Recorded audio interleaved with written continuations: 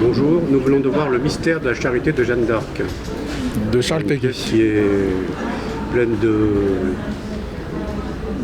de mystères, d'interrogations, de pensées religieuses, mais pas seulement.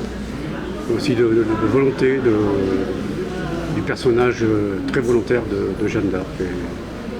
Et avec une fin, évidemment, à la hauteur de ce qu'on attendait.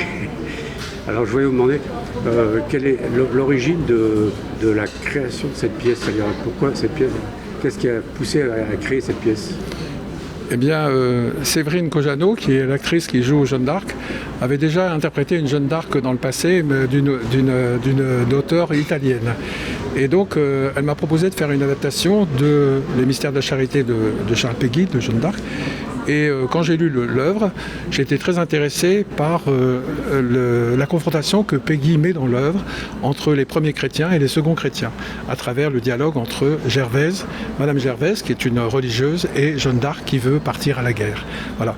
Et donc, cette confrontation m'a paru très intéressante dans le contexte actuel et qui interroge sur faut-il faire la guerre ou pas, et qui interroge toute la chrétienté par rapport à ce problème. Et si vous avez écouté le pape Léon XIV, au Dimanche des Rameaux, lui-même a défini la position du christianisme par rapport à la guerre. Et donc, cette position du christianisme est comment on peut dire ça, est une vision totalement différente de la logique des hommes, qui est, la logique des hommes, c'est guerre et paix. C'est-à-dire on se défend. Donc il y a toute cette confrontation dans le texte de Péguy et qui est forcément, qui nous touche tous. Voilà. C'est pour cette raison que j'ai fait cette pièce. Est-ce que cette pièce a un message à transmettre? Non, Charles Péguy propose 3 visions du sens de la vie et du sens de la guerre. Et chacun, à la sortie, réfléchit et pense ce qu'il veut. Oui, d'accord. Merci beaucoup. Je vous en prie.